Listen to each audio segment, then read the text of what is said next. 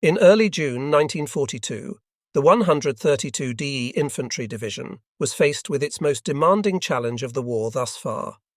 Since the recent winter battles, the enemy had been engaged in a concentrated effort to prepare and strengthen their defences, and had brought in fresh, newly equipped troops to reinforce the units that had suffered heavy casualties throughout their attempts to defend the Crimean Peninsula. The Soviets, strongly supported by supplies from the United States, also brought massive amounts of war materials into the assembly areas from the sea.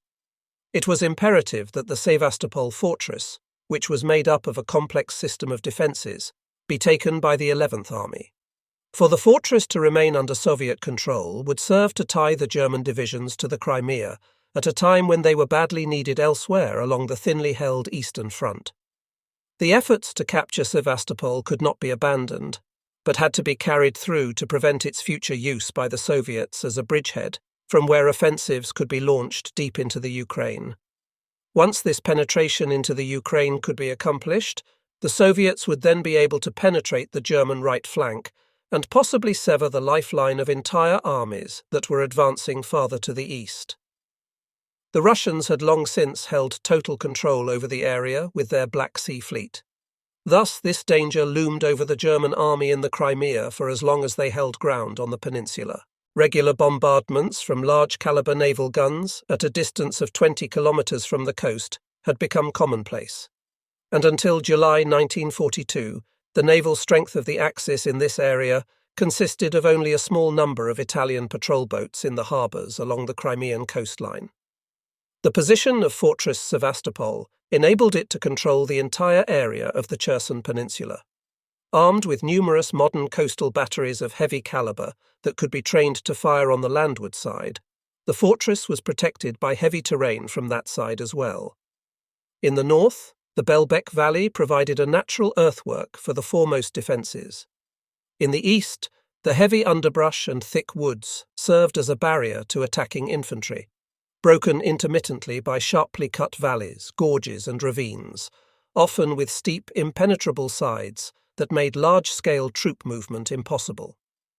The forces destined to launch the final battle for Russia's strongest and largest fortress were facing commanding heights that offered a wide view for the defenders, and presented the attackers with the immense task of penetrating deep valleys, steep ravines, and thick underbrush.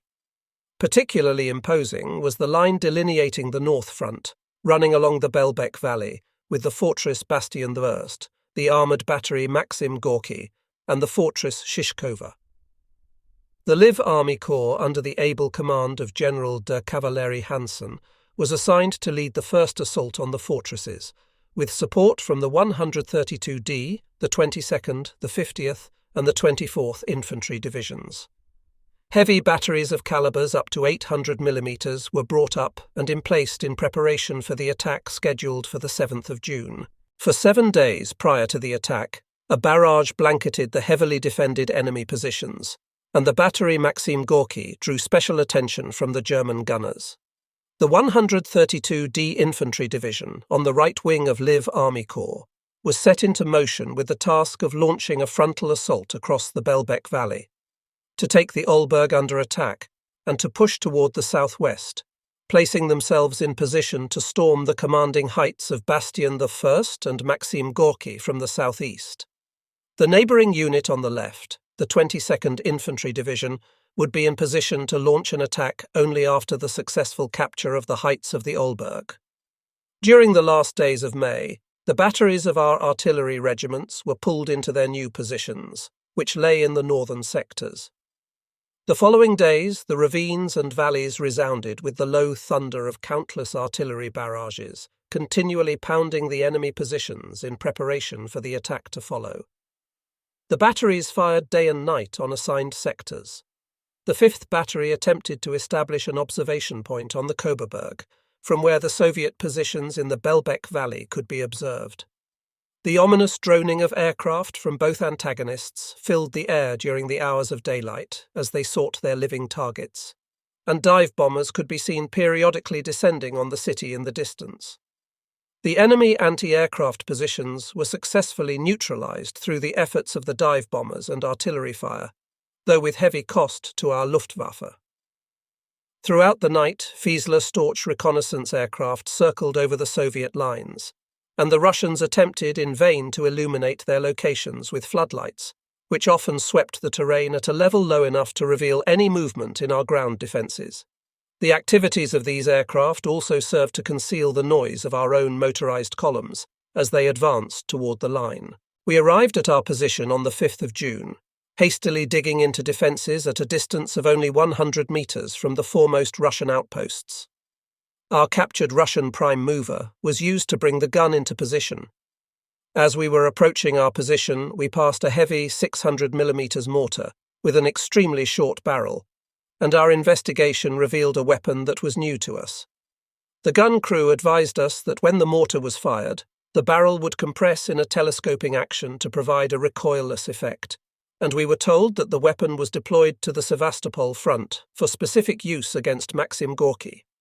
During its firing, it was possible to see the giant projectiles in flight, and the Lancers immediately dubbed them flying coffins. Our anti-tank gun was situated to the right of a steep cliff, concealed in a shallow depression opposite the emplacement Maxim Gorky.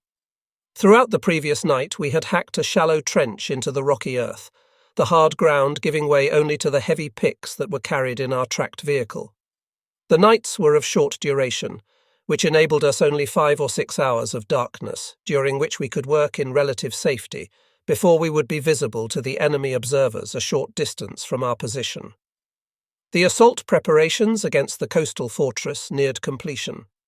It was known that the fortress consisted of hundreds of concrete and steel-reinforced embrasures, belts of bunkers, armoured batteries, deep trenches, barbed wire and minefields. Situated deep within the cliffs were rocket launchers and mortar positions that could not be reached or neutralised by conventional artillery fire or airstrikes. The artillery, rockets, flak and assault guns pounded the enemy positions for 5 days prior to the attack. 1,300 guns opened fire on pre-designated targets and field positions. The squadrons of General von Richthofen's 88th Fliegerkorps bombed the Russian defences mercilessly. The earth churned and was tortured in a murderous overture. Never before or never again during the war would the German forces mass such artillery, which more than equalled the 1,000 guns used by Montgomery against Rommel's Afrika Korps at El Alamein. The Nebelwerfers were assigned a special role in the assault plans. The heavy 1st Werfer Regiment, the 70th Werfer Regiment, and the 1st and 4th Werfer sections were attached to a special staff commanded by Oberst Niemann in the front before the fortress. 21 batteries opened fire with 576 guns, including the 1st Werfer battery with its 28 cm and 32 cm high explosive and incendiary projectiles. With each barrage, 3 24 rocket projectiles were fired per second from the barrels of this regiment on predetermined targets. The barrages served to demoralise the enemy troops, as well as to physically destroy their defensive capabilities, and both attempts achieved the same end effect. A battery of 6 launchers was capable of firing 26 flaming projectiles with nerve-wracking screams, creating a terrible effect on the recipients. The shrapnel from these projectiles was not as effective as the splintering of artillery shells, but the explosive effect upon detonation within a confined area or at close range would rupture blood vessels with a benumbing shock wave. The enemy soldiers located within the immediate vicinity of the impact area were rapidly demoralised by the ear-splitting blasts, and basic instinctive fear quickly gave way to terror and panic. The stoic Russian soldiers, usually insensitive even to the Stuka attacks, were often rendered stunned and helpless under these barrages. 3 exceptional artillery behemoths were sent into operation at Sevastopol: the Gamma mortar, the mortar Karl, also called Thor, and the giant railway gun Dora. All 3 were at the time considered wonder weapons of the conventional artillery forces, and had been designed and manufactured for the specific purpose of penetrating reinforced concrete bunkers and fortresses. The Gamma mortar was simply the Big Bertha cannon of World War I resurrected. The weapon fired 427mm projectiles that weighed 923 kilograms and had an effective range of 14 kilometers. The immense barrel was 6.72 meters in length, and the weapon was served by a crew of 235 specially trained artillerists. The Gamma weapon, in all its immensity, was a dwarf compared to the 615mm mortars Karl or Thor. Designed for the specific purpose of destroying concrete embrasures, the 2,200-kilogram projectiles were fired from a weapon that had little in common with conventional mortars. The 5 meters barrel and the giant carriage provided the impression of a wheeled factory sporting an immense chimney, silhouetted at an angle against the sky. Yet Karl was not the perfected model of artillery produced by our technology. The largest gun was located in Bakhchisaray, in the Palace of Gardens, the old residence of the Khan of the Tartars, and was officially christened Dora. The Lancers referred to it as Heavy Gustav, and with its 800mm bore it remained the heaviest cannon of the war. 60 railway cars were required for the transportation of the separate parts, which required assembly on location for the weapon to be rendered active. A high-explosive shell weighing 4,800 kilograms, or almost 5 tons, was fired from a barrel 32.5 meters in length.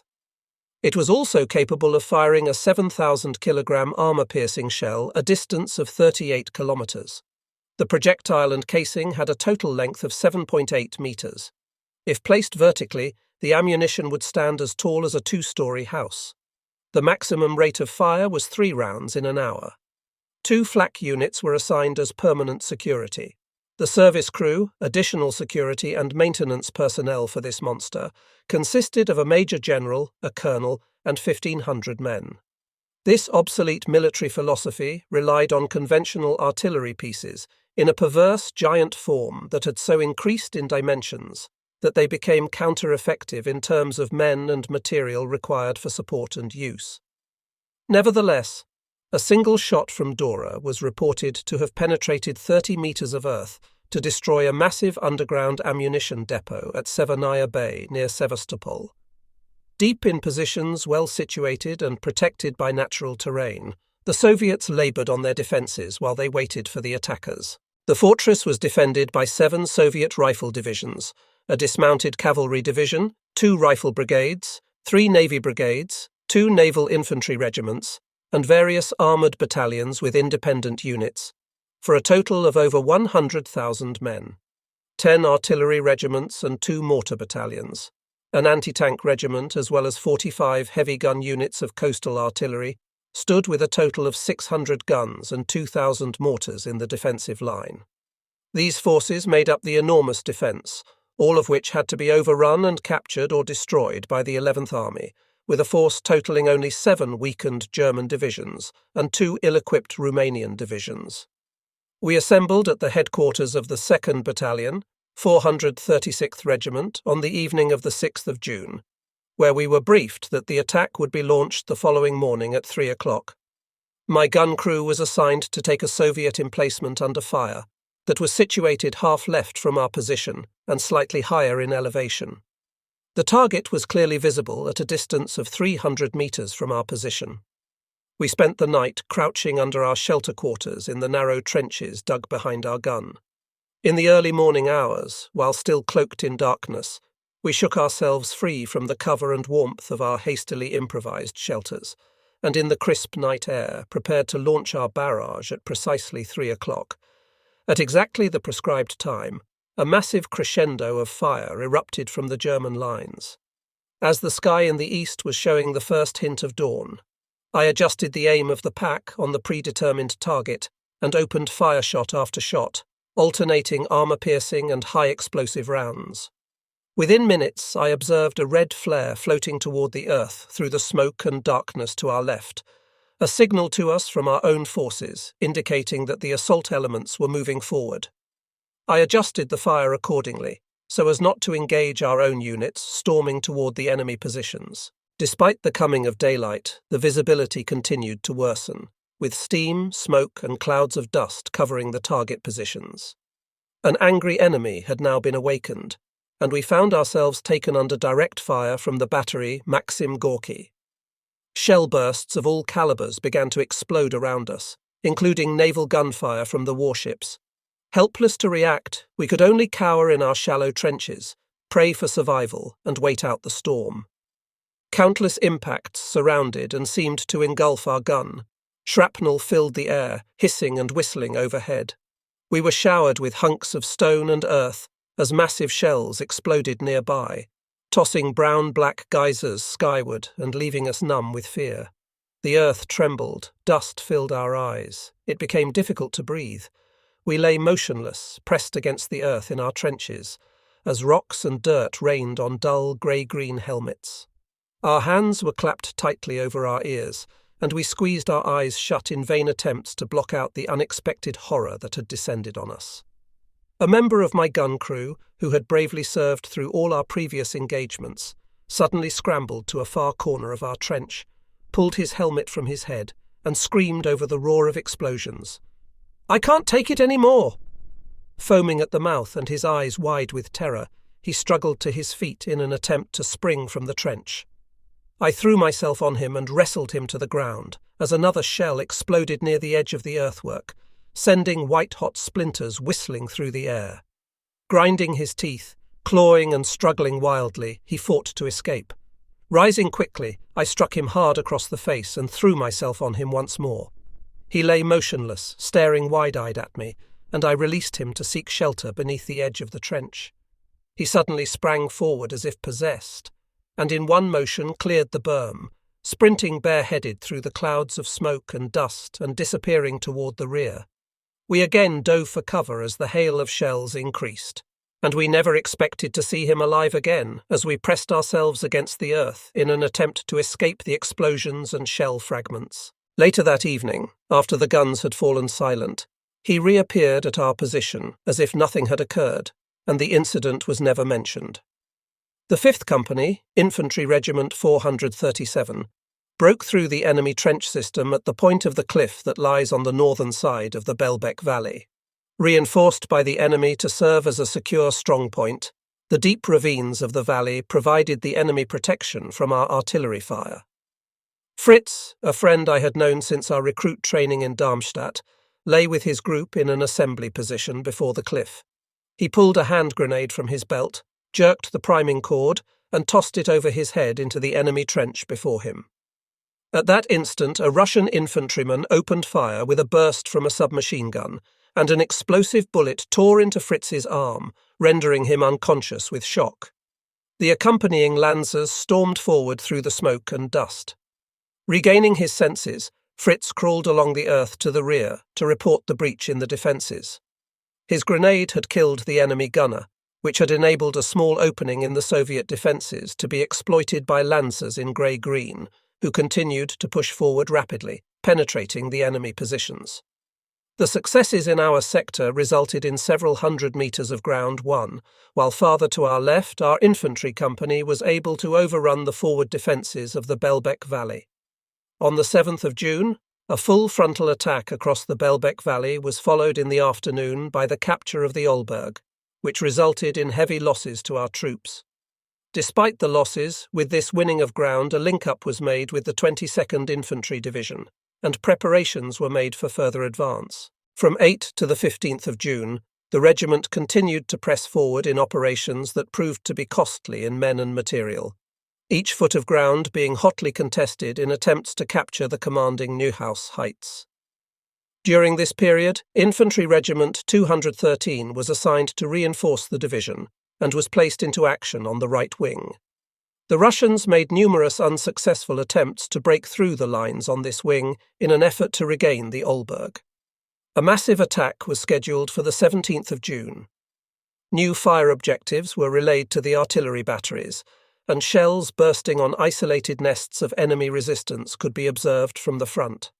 At 7:45, we received word that the GPU battlement had fallen to our infantry. At 8:30, it was reported that the battlements Siberia and Volga had also been taken by German troops. Following an hour of fierce fighting, our infantry breached the line of defence that had been established among primitive dwellings near Bastion the Worst, and at 8:45, the bastion was taken by the assault troops. At 10 o'clock, the enemy batteries, firing from positions near Bartenyevka, were silenced as well. At 12 o'clock, our foremost assault elements continued to hold Bastion against heavy enemy counterattacks. Between 12:50 and 13:15, each battery from our artillery regiment fired 80 rounds on Shishkova. Still, the positions remained resolutely defended by the Soviet infantrymen, who refused to yield a metre of ground. The Lancers attempting to hold the bastion became engaged in hand-to-hand fighting during the desperate Soviet counterattacks, and the battle swept back and forth as the positions were captured, overrun, and recaptured. The positions were littered with dead and dying. The walking wounded staggered and careened senselessly through the smoke that engulfed the defences. The units of both antagonists became mixed inseparably as the soldiers shot, clubbed, and bayoneted one another. At 14:45, the position Molotov was reported to have fallen to our forces. Heavy Artillery Battalion 641 had been assigned to destroy the Maxim Gorky 1 stronghold with two 355mm mortars that were located 4 kilometers to the west of the Olberg. These massive projectiles, weighing 1,000 kilograms each, were delivered to the breech of the gun with cranes. The mortars had previously seen action during the French campaign against the defences of Luettich. The projectiles were designed not to explode on impact, but were set with delayed fuses designed to detonate after the protecting concrete layers of the fortress had been penetrated. Shortly after the first rounds left the barrels of these monstrous guns, the report arrived from the observers that the fortress cupola had flown from its mounting. Maxim Gorky has been penetrated. The 305mm shells stored within the massive Russian battery began to explode, with huge fragments ricocheting wildly in the air. At last, the battery fell silent beneath a cloud of dust and smoke.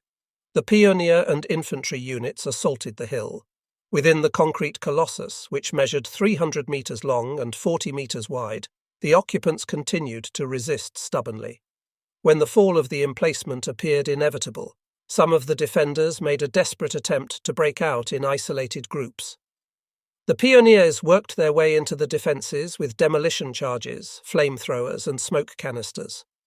After the initial explosion, the Soviets continued to fire from embrasures and openings in the concrete, but a second blast tore open a section of the wall. A giant cave was exposed to the pioneers, revealing the detailed complexity of the fortress. Maxim Gorky was 3 stories in depth, a self-sustaining city with water and electrical power, a hospital, a canteen, and machinery rooms with munitions carriers, arsenals, and manufacturing equipment. Each room and every entrance was barred by double steel doors, and to gain entry, every door had to be breached using demolition charges. The pioneers pressed themselves tightly against the walls in anticipation of the explosions, as they slowly worked their way deeper into the bowels of the concrete maze. As each door was blown open, the blast would be followed by hand grenades tossed into the smoke and gas-filled breach, followed by a momentary pause as they waited for the fumes to dissipate. Along the passageways lay the enemy dead, jumbled together in the darkness, the horrifying scene made even more surreal by the gas masks worn by the dead and dying. Hand grenades continued to burst within deafening proximity. Pistol shots cracked and whined through the confined spaces. After breaching a chamber, the intruders would be met by the slamming shut of a set of steel doors, and the process would begin anew. So it progressed, hour after hour, until the assault troops had penetrated deep within the fortress and were approaching the command centre. The Soviet Admiralty ordered the defenders to fight to the last man. There would be no surrender. An enemy radio man reported to Vice Admiral Oktyabrski in a bunker located near the Sevastopol harbour. "The Germans are pounding on the doors, demanding that we surrender. We can no longer open the portals to fire. There are only 46 of us remaining." 1/2 hour later, the Russians transmitted another message. "There are only 22 of us left. We are preparing to blow ourselves up and cease communications. Farewell." And so it ended.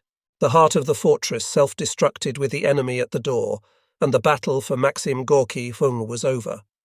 From a crew of more than 1,000 defenders, only 40 enemy personnel, too badly wounded to offer further resistance, fell prisoner to our forces. Maxim Gorky fell at 16:45. With the capture of this massive battery, The strongest enemy fortress along the north front of Sevastopol was in our hands. The backbone of the enemy defence system had been broken, and that evening our foremost line stood at the Shishkova position. Visibility over the battlefield was often hindered during the daylight hours because of the bombing missions flown by our aircraft. The observation point of the 1st Artillery Battalion was situated on the height 200 metres east of the tank trench. The 3rd Battery shifted positions, and at approximately 6 o'clock was again prepared for action northeast of the Neuhaus Heights. While on the Olberg, I observed a Junkers 88 as it received a vital hit from an enemy flak battery. One motor burst into flames, and the aircraft wound in a slow descent toward the north, a black plume of smoke tracing its path across the sky. While still over enemy-occupied territory, an object appeared to fall from the rear of the plane and drop for a short distance. Suddenly, a white spot appeared against the sky, growing larger until one could recognize a white parachute swaying gently toward the earth, growing larger with each passing second until it appeared that it would descend directly on us. The wind carried the crewmen toward us, but enemy flak batteries and Soviet infantrymen began to open fire on the slowly falling target. 2 of our machine gun crews sprang to their weapons and fired belt after belt of ammunition on the Russian positions in an attempt to suppress their fire.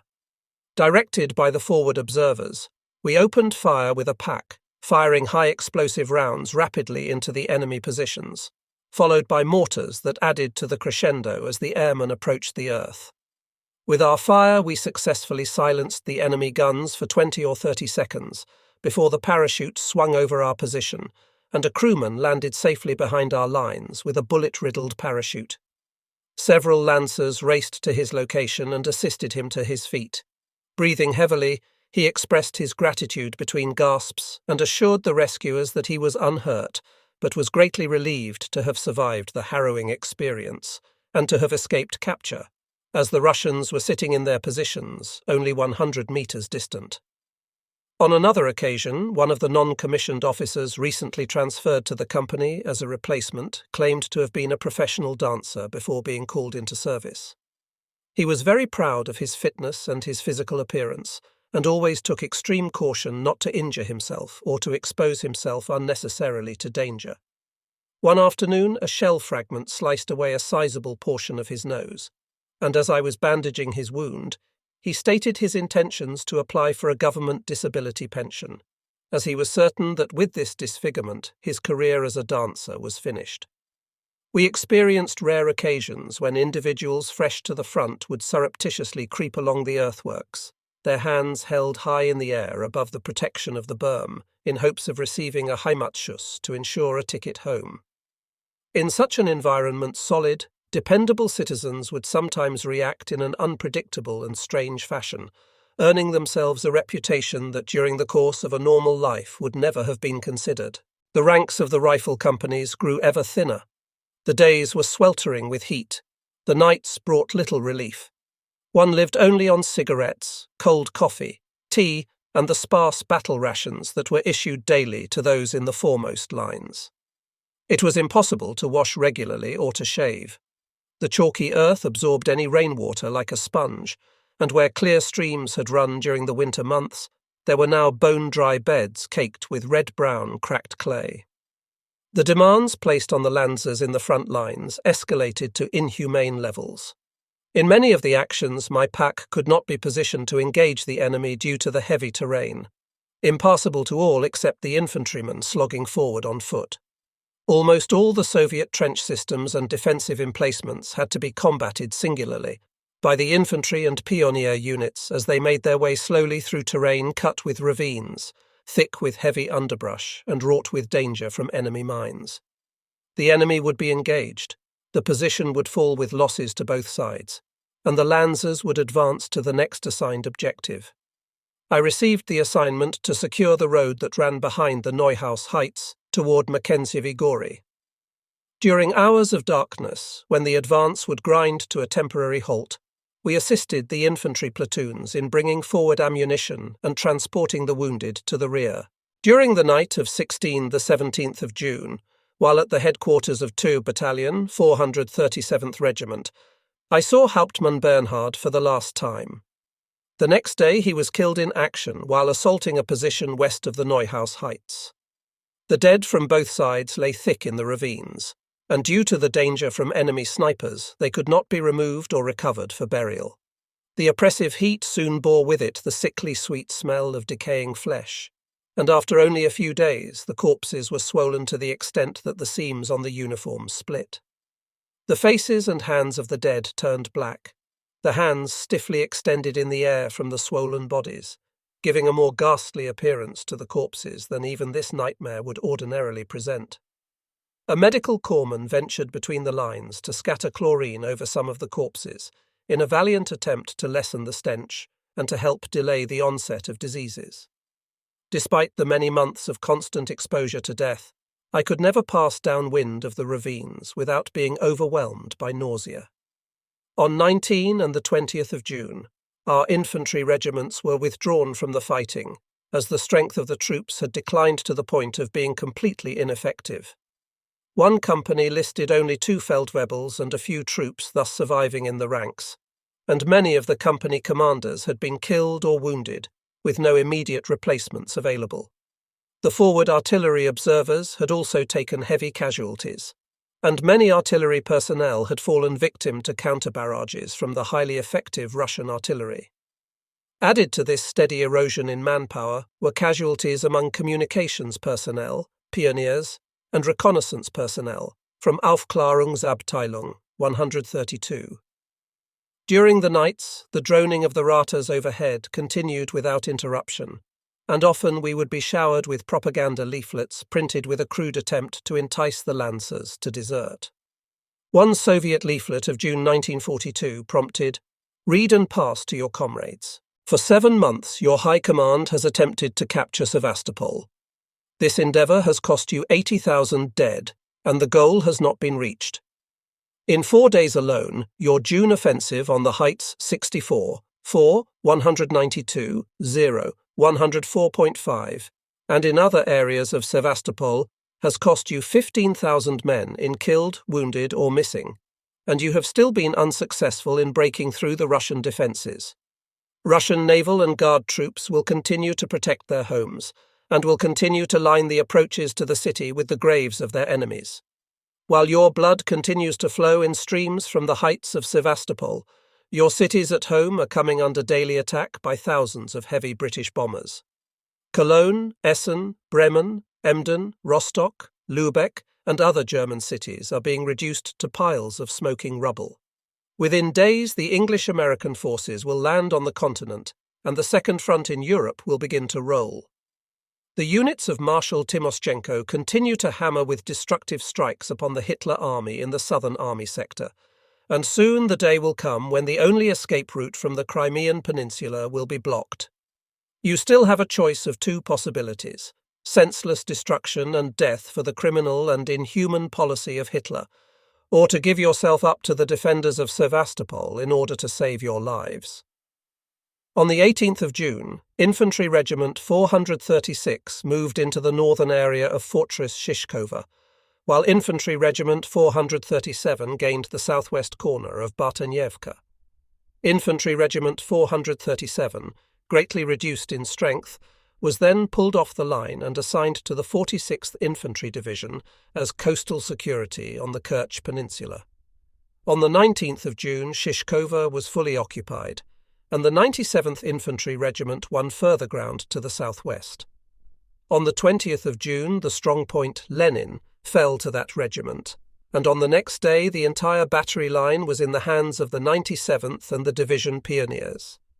With that success, the northern harbour had fallen to the 132d Infantry Division. After fulfilling their assignment in the area north of Severnaya, the division was ordered to the left wing of the Liv Army Corps, and was ordered to push south through difficult terrain to Gaetani.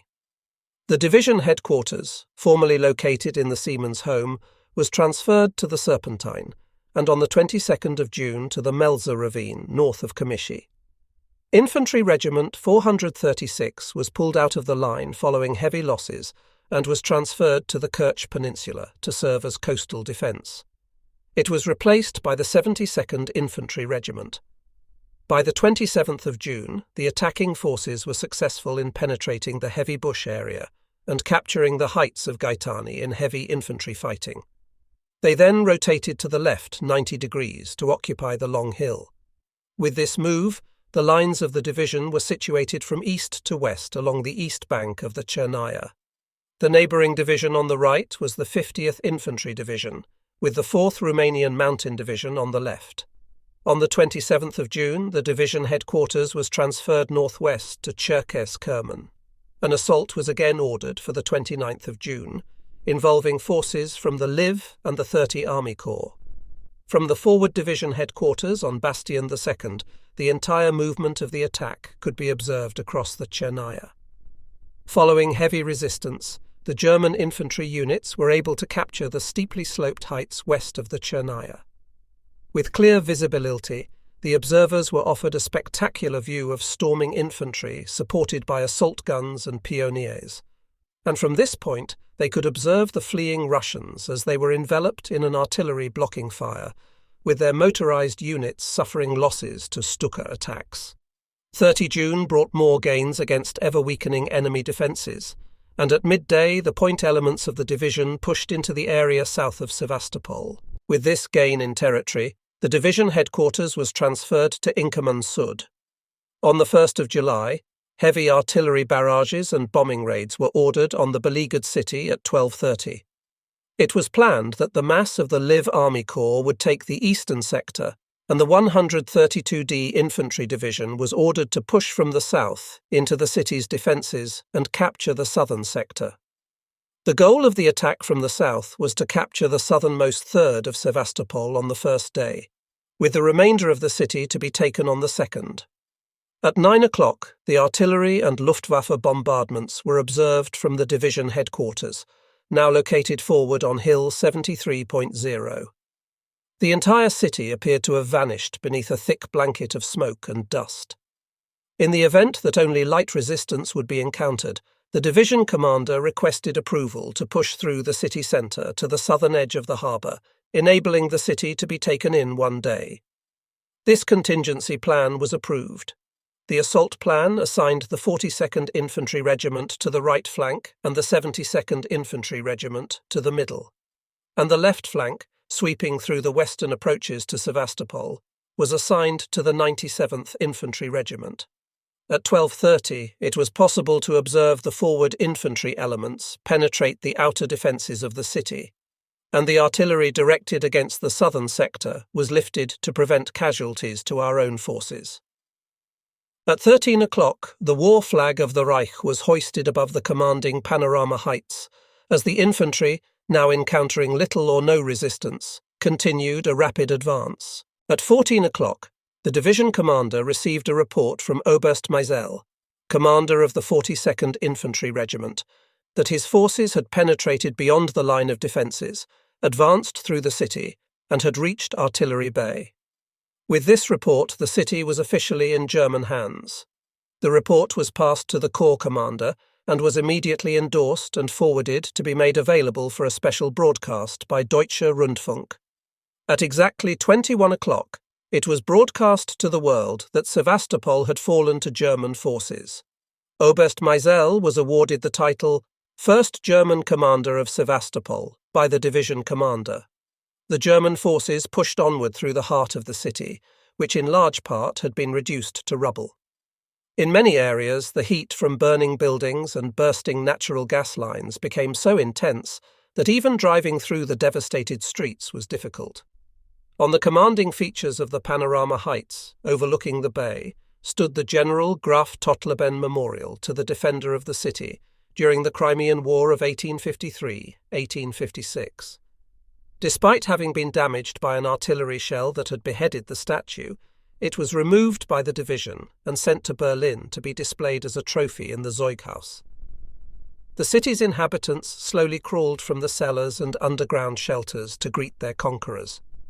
Anxiously eyeing the German troops who moved in long columns at a snail's pace through the rubble, the surviving citizens immediately began plundering the food supply depots that had not been destroyed by artillery fire. Martial law was imposed as soon as possible to restore order to the tortured city. The supply depots and vital city facilities were put under guard, and labour crews were organised in efforts to resurrect life from the destruction that had descended on their world over the past weeks. After weeks of difficult fighting and heavy losses, Russia's strongest land and coastal fortress was now firmly in German hands. Over the next several days, the Lancers and Soviet prisoners set to work burying thousands of Russian dead, still lying scattered throughout the areas where heavy fighting had taken place. Some areas had experienced fanatical resistance. During the assault on Inkerman, an immense munitions depot built into a cliff was discovered. The huge facility had served as a Crimean wine processing and bottling factory before the war, and the Soviets had brought thousands of wounded soldiers and civilians seeking refuge into the massive complex for protection. As the German troops approached, demolitions charges placed earlier in the base of the cliff were detonated. With a thunderous roar, the 30-metre precipice collapsed along a length of 300 metres, sealing the entrance and burying all occupants beneath many tons of earth. Among the casualties were members of a German reconnaissance unit that had approached the facility and had reached the entrance when the charges were detonated. The merciless sun beat down on the city of Sevastopol, bringing sweltering heat with each sunrise. The city had suffered heavy damage from extended bombing and artillery barrages, but through the ruins one could see the beauty of what had once been there.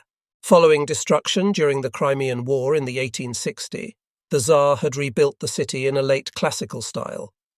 Many of the imposing facades had thus far survived this war and were still standing in exquisite beauty. The harbour facilities were destroyed, and half-sunken ships lay in the water with bows and sterns angling upward from a surface choked with oil and debris. Fires raged throughout the area, and in the streets Russian prisoners of war shovelled passages through the rubble. The battle for the Crimea was by no means complete. The Soviet coastal army had lost Sevastopol, but many of the forces escaped to new positions west of the city on the Cherson Peninsula. On orders from Stalin, they were to fight in these positions to the last man if evacuation was not possible. A small number of high-ranking commanders and commissars were successfully evacuated by patrol craft, including the former commander of Sevastopol, General Petrov. The heavy fighting on the Cherson Peninsula lasted until the 4th of July, 1942. Russian units continued in their attempts to break through the German lines to reach the partisan bands in the Yaila Mountains. In thick masses with arms linked to prevent shirkers from breaking ranks and holding back, waves of survivors launched attacks against our lines in the same manner that we had previously experienced at Mackenzie. Many of the suicidal attackers were women and girls from the Communist Youth Organization. These poorly trained and unprepared forces suffered extremely high casualties, and the last remaining groups surrendered on the 4th of July after an unsuccessful attempt to escape the encirclement through ravines and gorges. On the Cherson Peninsula alone, 30,000 prisoners were taken during these mopping-up operations. In the defeated city, the threat of disease remained great as myriad flies covered the dead and formed grey-black swirling clouds over the wounded. The walls of the quarters were carpeted with the disease-spreading insects, and eating became laborious as it was necessary to clear the clusters of vermin from each bite of food. Despite efforts to avoid ingesting the insects, many flies were consumed with no apparent ill effects. Even in peacetime, pestilence had descended on the city, brought to the Crimea by ship from Constantinople and into the harbours in the Caucasus. During our own siege, rats carrying bacillus virus had proliferated, but luckily the disease was kept in check. Without warning or explanation, the millions of flies soon succumbed to an epidemic that swept the area, and the flying vermin were mysteriously eradicated. The English cemetery served as a memorial to the First Crimean War. The Soviets had used the location as a command centre, and the marble monuments erected to the fallen English soldiers were broken and strewn amid the remains of the dead, thrown from their graves by the artillery barrages. Numerous Russians lay wounded, scattered among the vineyards under a merciless, scorching sun. There was no water available to them where they lay, and they were quickly overcome with a sense of apathy as they lay waiting to die on the open ground.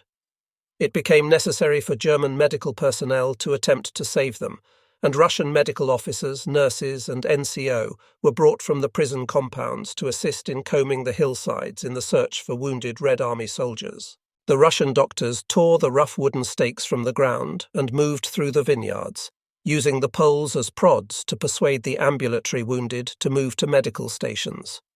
For many who could not be persuaded with pokes and prods to rise to their feet, the doctors and medical personnel would spring among them, swinging the sticks wildly. With shouts and beatings, the walking wounded would be forced to their feet and steered in the direction of the medical stations. Leaning wearily against one another for support, covered with flies and wrapped in bloody bandages, the wounded would stumble in pairs or in small groups as they moved slowly towards their destination. Soon long, pitiful columns were making their way under a glowing sun toward the wells and the prisoner of war enclosures, and for many it would be a final journey. Following the fall of the city, the division was assigned security duties on the Kerch Peninsula, where we were to remain until ordered to the Northern Front on the 27th of August, 1942. On the seacoast, within clear view of the Caucasus Mountains, the division was able to recuperate in relative luxury after months of grueling combat. There was swimming and organised recreation, broken intermittently by occasional guard duty and training sessions. At Yalta, on the southern coast of the Crimea, often referred to as the Russian Riviera, a recreation area was established.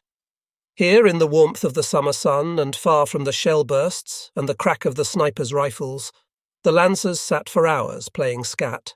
2 years later, Churchill, Roosevelt and Stalin held a conference in this pleasant city that would determine the fate of millions. The furlough restriction was rescinded, and a number of soldiers were permitted to take their earned departure from the front. I was elated to learn that I had been selected for this respite, and I soon boarded an overflowing furlough train toward Germany. Following my leave, I reported back to the regimental headquarters in Kerch. There I was advised that due to my participation in the action during which we destroyed the 3 Soviet tanks, I had been recommended and accepted for attendance at the Kriegsschule, war school, as an officer candidate. These carefree days in Yalta proved to be short-lived. The eastern migration of the German race and the victories of the eastern gods now stood at its zenith, or so reported the propagandists. The propaganda units declared that finally the dream, the idea of world domination, would now be coming to fruition. But then the victorious eastern warriors took a furlough. Out of the sterile environment of the front, they journeyed to the homeland, where they began to hear rumours of questionable actions committed by the Reich, and occasionally fantastic stories would circulate of the policies of political operatives far behind the lines in occupied territories. The soldiers returned to the front, often dissatisfied and sometimes disillusioned, as they came to realise that their experience in war had altered them forever. They had learned that in Germany they were no longer at ease, that the friends and comrades of their units had become the family, and that the war had become their life. By summer 1942, the German armies had pushed the distance from the Don and Kuban to the Caucasus. They had reached the coasts of the Caspian Sea and the banks of the Volga. The name Stalingrad was already often heard, with no indication of what lay in the future for the Sixth Army on the Volga. It had been initially planned that the Crimean Army would cross the Straits of Kerch, push through the Caucasus, and swing north to launch a planned offensive in coordination with the German southern wing. This plan was changed by Hitler, the man at the forefront of our command in Berlin, who was now occasionally referred to as the greatest warlord of all time. The capture of Sevastopol by the divisions of the 11th Army had stirred within Hitler the idea to use these divisions in the storming of Leningrad. Thus, the absurd plan to remove the core of the Crimean divisions from the southernmost point of the German advance and shift them to the northernmost part of Russia was put into motion. The urgent need for these forces to remain anchoring the southern flank of the Eastern Front was brushed aside. Perhaps the fate of the Sixth Army in Stalingrad could have been averted if the experienced Crimean divisions had remained on the southern wing. As the month of August drew to a close, a large part of the 11th Army departed the positions on the Kerch Peninsula. Packed in rail transport for the long journey to the north, The various units of the division remained in transit for a period averaging 8 to 10 days before disembarking on the Leningrad front. It was mid-September before the division was reassembled and prepared for combat. It was rumoured that we were to assault Leningrad. In summer 1941, it might have been possible to take the city with the addition of the newly arrived divisions. However, at that time it had been decided that the population of Leningrad could be starved into submission, thus sparing the Wehrmacht many casualties. The Russians displayed resolute courage and steadfast determination in proving this to be a false concept, and they managed to supply the city in summer by ship and in winter by means of a railway laid on the thick ice over Lake Ladoga. Although many thousands died of starvation in the besieged city, the Russian people did endure and hold the front. From the German side, Leningrad became a costly war of attrition, a stalemate that continued to bleed us of our ever-shrinking resources. The enemy quickly learned that new divisions had been brought in to oppose them on the Leningrad front. The Soviets immediately launched an offensive against our positions in an attempt to break our blockade from the landward side, and with this attack the Russians spoiled the planned offensive to capture the city. Instead of launching the final battle to capture Leningrad, the Crimean divisions were compelled to counter a deep Russian breakthrough, a move that evolved into open battle on the southern shore of Lake Ladoga. The teardrop-shaped pocket extended along a front approximately 8 kilometers wide and 12 kilometers deep into the German lines along a front defended by our 18th Army. A counter-offensive was planned to strike the teardrop from the south, and our 132d Infantry Division was sent into action for this mission with the tasks of attacking toward the north and pushing through to Gaitolovo, securing the pocket to the west to prevent any breakout attempt, and building a new defensive line to the east as a defence against further attacks on our flank. On the morning of the 5th of September, the forward units succeeded in pushing through to Tosno. The enemy launched attacks with massed units along the eastern edge of the bottleneck, eastward to MGA, and succeeded in breaking through in several sections. The penetrations were repulsed by the newly arrived divisions from the Crimea, with the 132d Infantry Division remaining in reserve and assembling in the area of Magar-Sablino-Shapki. As early as the following day, the situation had changed, and the division once again was placed under the command of the 11th Army. On the 8th of September, units from Infantry Regiment 436 and the 2nd Battalion of Artillery Regiment 132 were shifted to the front line. Every second day, an average of 7 to 10 trains were loaded, and on the evening of the 16th of September, the division was fully intact and was again prepared to engage the enemy. Meanwhile, the enemy breakthrough had been halted in the area of MGA, and was then sealed off by attacking the penetration from the north and south, isolating the Soviet force with a pincer movement that met at Gaitolovo. Initially, the first attacks led by the 170th and the 24th Infantry Divisions met with little success, and the 132d Division was sent into the attack towards Sogolubovka-Minga. On barely passable roads, the regiments slogged toward their objectives throughout the period of 17, the 19th of September. Every movement required extraordinary effort. The bunkers and defensive positions were situated in swamps with little or no shelter available, and the troops were constantly exposed to the saturated earth and clammy, cool air. Winter supplies were still lacking, and the troops suffered in the cold temperatures that descended on the shivering Lancers with every nightfall. The order to prepare to attack was received on the 21st of September. It was necessary to march throughout the night over rough-hewn corduroy roads to reach the preparation areas.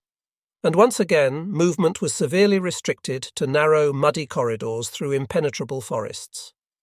Only after dawn did the regiments finally reach their objective of Apraksin. At 8 o'clock, a briefing was held by the Chief Staff Officer for final assignments. The distance from the bivouac area to the point of attack had been only 2 kilometers, but due to the poor roads and terrain conditions, the transit required an excess of 2 hours. The attack was planned to be launched at 12 o'clock, and Regiments 436 and 437 were immediately aware that the timetable could not be met, and that the attack would not be possible before 14 o'clock. The staff adjusted the schedule to the greatest extent possible, delaying the attack to 13 o'clock. Despite all efforts, the soldiers could not keep to the time schedule, and the attack was again delayed. The fact that the attack on Chernaya was eventually launched at all remained a tribute to the individual efforts of the Lancers, and the inevitable failure of the troops to push farther to the north to win more ground could only be attributed to the lack of time available for assault preparations. Due to poor preparations, the casualties suffered during this attack were disproportionately high. On the 22nd of September, the regiment suffered 510 killed in action, including 7 officers, with an additional 8 officers wounded and 1 missing. The battle strength of the 4 battalions was reduced to a total of 1,600 men, indicating that the first attack on Chernaya had cost our forces 30% casualties. On the 23rd of September, a further attack was ordered for 10 o'clock. The tanks and assault guns that were intended for support quickly become mired in the swampy terrain, unable to move over and beyond the Chernaya River. Because of the impassable ground and the poor communications between the regiment and the battalions, the few morning hours of preparations again proved to be insufficient for the attack, and after an advance of merely 100 metres, the troops reported that they were unable to make further headway.